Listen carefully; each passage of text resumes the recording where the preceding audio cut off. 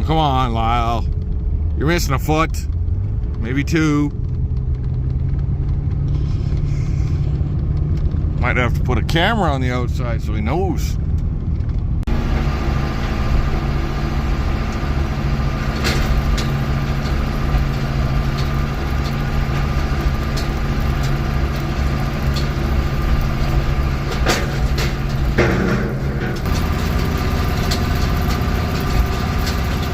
Ooh, here's a good one.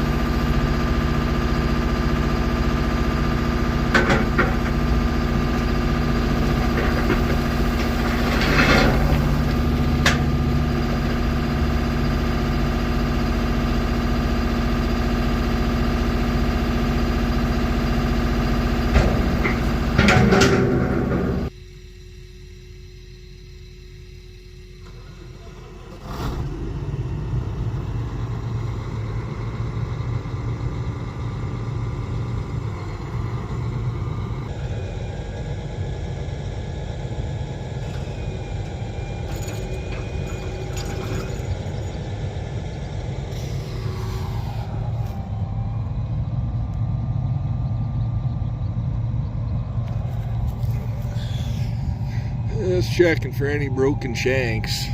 Well, shank bolts. They'll stick out funny if they have anything. Right there.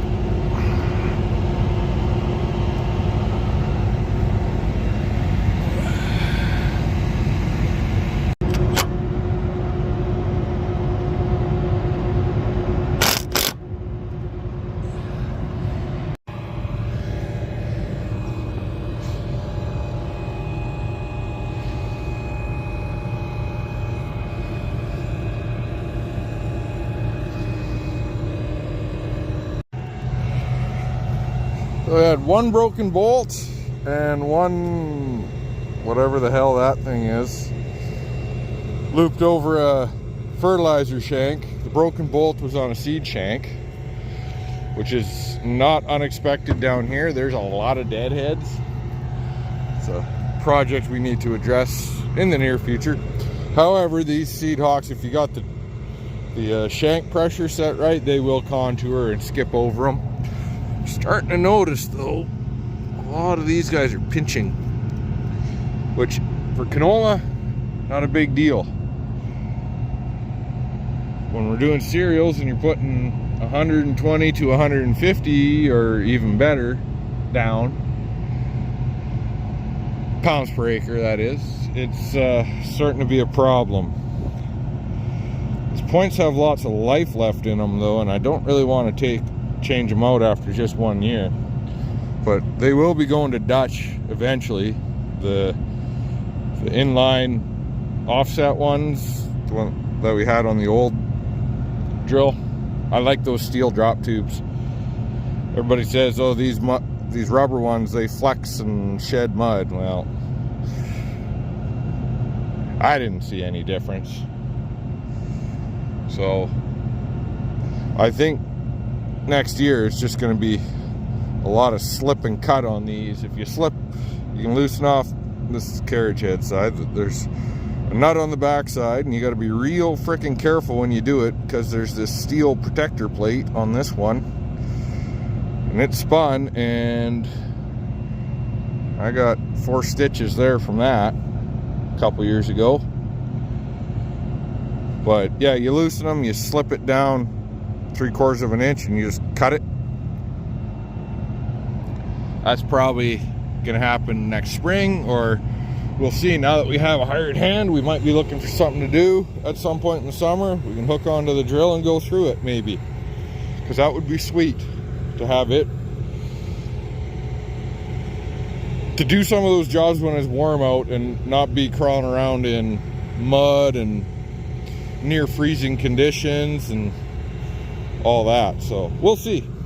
I'm guessing that's an old Harrow tine, but maybe it could be a link off of something.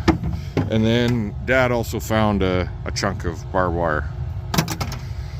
So Dad's out dusting off the windshields with a chamois.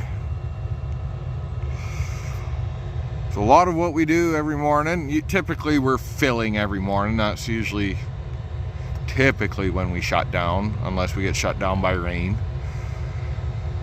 And usually it's, you fire up the tractor, you get the hydraulics going, and one of the first things we do is lift the shanks. And you start looking in on the ends, and then you kind of walk it. And that's something that another project probably for this summer, so I think I'm gonna make walkways for the toolbar. I'll see what my brother can order as far as sizing, and then we'll get this unfolded and we'll do some measuring. We'll have to make brackets and whatnot. I don't want to weld anything. I want U-bolts or sandwich plates, but we'll walk the drill sometime, probably every other day. I'll crawl it, unless I'm seeing, if I see 2 or 3 spots where I got to go investigate, I'll crawl the whole thing. It's not horrible to crawl under. I'm 6'4". Usually, if I'm purely on my hands and knees, my hips will catch, but if I kind of slouch and twist, it's okay. We get that going. We check for obstructions, such as this guy or that guy. Twine around the axles or spindles. What else? Broken shank bolts, pulled tubes or wore through boots, or anything else that's going to catch our eye, whether that's a hydraulic leak or something catching, something wearing, and we deal with that. Usually it's one guy filling, the other guy just wandering around looking, and you'd be surprised how a casual glance you'll catch 2-3 things. One shank bolt, well, we've had 2 broken shank bolts down here all year. I would say that's 90% below our average. I would say, you know, we're upwards of 20. There's a lot of deadheads down south here. Another thing we'll do is we'll just follow the main lines on the cart, the air hoses, just a casual glance, see if you can see fertilizer dust anywhere. That's usually a sign they're wearing through. Check hydraulic lines, take a look at all the wheel nuts, just to make sure it doesn't look like anything's loose and wobbling and wearing, and fill her up. And usually by then the hydraulics are nice and warm, the tractor's good to go. Get her filled up, send her off. So you can see, I think that's where Dad left off last night. He said he's got from there to the road, and there's a big honking bluff in the middle. That's like 12 or 14 acres, and then there's like, I don't know, 6 or 8 acres on the other side of it, he said he's got left. So it's like, he was guessing, because for some reason the mapping painted that bluff black. I don't know if it's too big of a perimeter to go around that to do the tap out thing, but he's like, I'm not 100% sure if it's got the right acres or not, but it shouldn't be far off. He's saying he's got about 30 to 35 left here, which will be an hour or so. I got a couple things in the yard I got to get ready, and then we're going to go to my last field. So barring major catastrophes, major breakdowns, or mistakes, today should be our last day seeding. And I hesitate to say that because Friday looks, they're calling for a overnight low of 0, which could cause some frost. I don't know. We'll have to, I don't know if we'll clean the drill right out, or we'll just, you know, clean it up a bit. I don't know if we'll touch the tanks yet. It's hard to say, because, you know, today's Wednesday, so we got 2 more days, and it could get colder than that. And, you know, frost is going to depend on, you know, how hard and for how long. If it's just 0 and it's that for an hour or 2, well, the ground will have enough heat that it'll be fine. If it's -3, -4 for an hour or 2 or 3, that might cause some damage, and we might have to go spray out some crop and reseed. Something I haven't had to do yet. I hope not to ever do, but I do realize it's almost a certainty at some point I will have to go back and reseed a crop due to frost. Especially considering that we started a week earlier. But that's the game we play. So overall, I've been extremely pleased with the drill, and actually with everything this year. We have had effectively no significant breakdowns. Oh, there's a power pole over here I better go knock on. We've had a few minor ones, like, you know, broken shank bolts. Actually, on day one, we had a blown coolant hose that goes to the def injector. There, I knocked on wood. Sprayer, I don't think I've had any breakdowns in it. The only serious, semi-serious issue, and it was relatively easy because we were fortunate that the local dealer, like Redverse Ag, who we bought the tractor from, they were able to get out there the next morning. And the other thing was that Barassa's in town had a reman starter for it in stock, in the store, not just, oh yeah, we have it in stock and it's in Assiniboia or something like that. So we were very fortunate there. There wasn't a whole lot of downtime on it. The normal stuff, we've had a couple hydraulic leaks on one thing or the other. You know, I really can't think of anything more significant than that starter. So I got to go get a couple things ready, because now, like I said, in an hour, well, there's a lot of short runs out here. Probably almost 2 hours. We got to move, how far would that be? 14 or 15 miles. He'll probably go that way.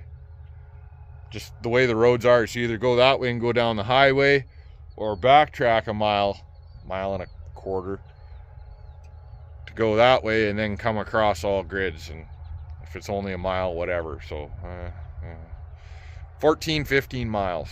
And we do have to do the last mile on the highway regardless. But like, Dad's got 30 acres left of his, and I've got 120 acres of mine. With any luck, we'll be done in good time today. I'll have to run into town, grab a case of beer, and just hope it doesn't freeze on Friday. 9:15, and Dad is done seeding. Dad's land is done.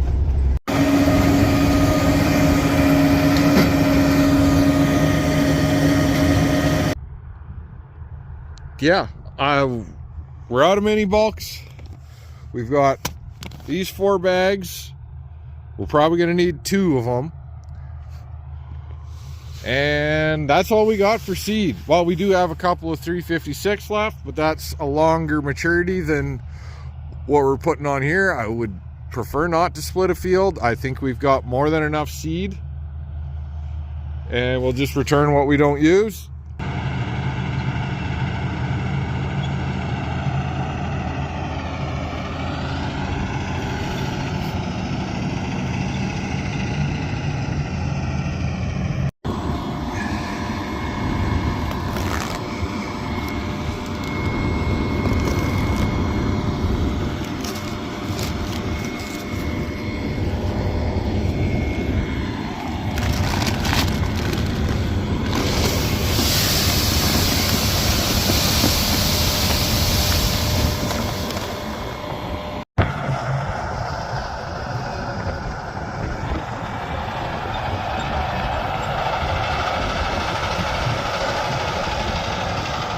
Let's need a little bit more seed to finish.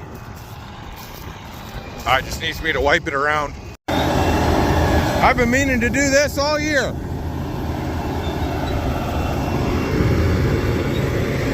Get up a little higher, have a seat.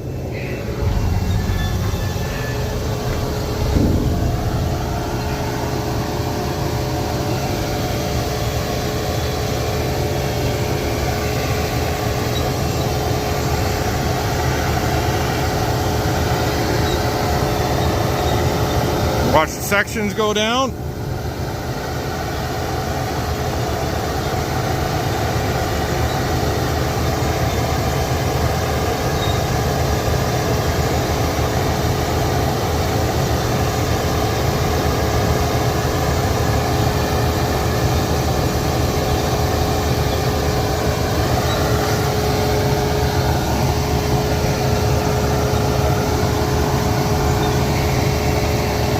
See a little earlier on this end. You can hear the flow shut off, but I feel like the shanks should have been up earlier.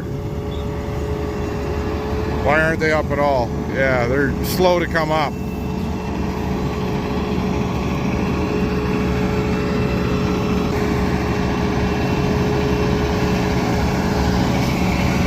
They're already starting to go down.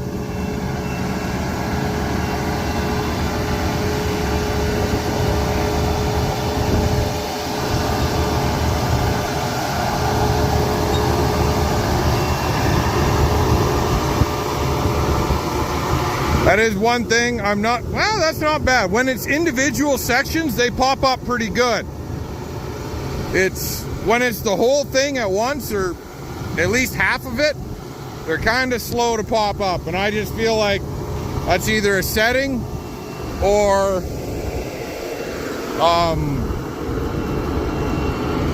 we're limited on hydraulics.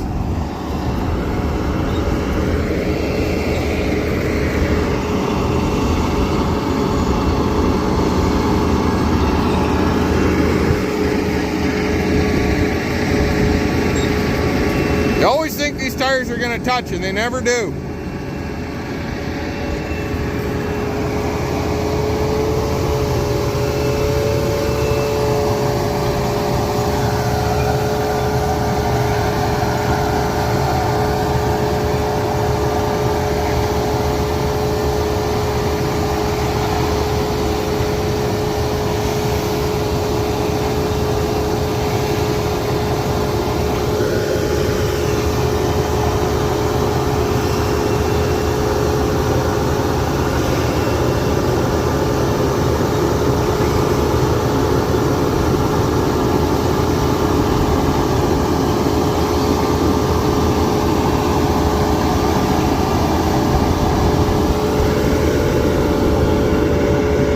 That's it.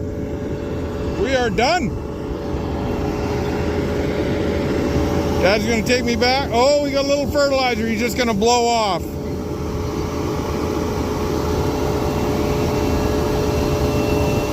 It's a good thing he knows how to do that, because I don't.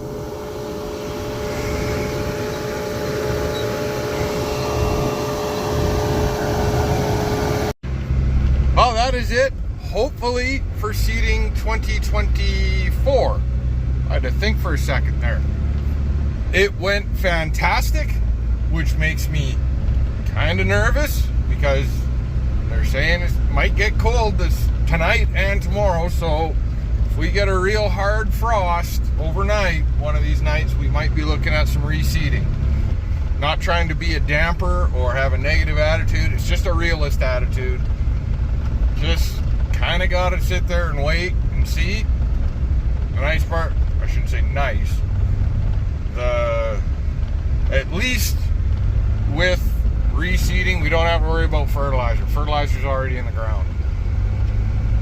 But it would really, really suck to have to reseed if we got frosted out. We wouldn't be everything, because obviously, I shouldn't say obviously, but most of our canola isn't out of the ground yet. Some of the stuff would take it pretty hard. The rest that's just been recently planted, well, it's fine to camp out for a few days before it pops through. We'll see which direction that goes. My direction right now is to the beer store. So thanks again for watching. If you haven't already, please like and subscribe and tell your friends. So keep a lookout. In the near future, I'm going to post a video on the Seedhawk, on what I like about it, what I don't like, what could be improved, where I see some future features or options, and it's going to be very honest. The honest review right now is I love the drill, but there are things that could be improved. And I'm always the guy that if I'm going to provide criticism of something or point out problems, I'm also going to come with solutions. So that's probably going to be the next video. Thanks again, and I really hope that's the last time that we have the Cedar in the field this year.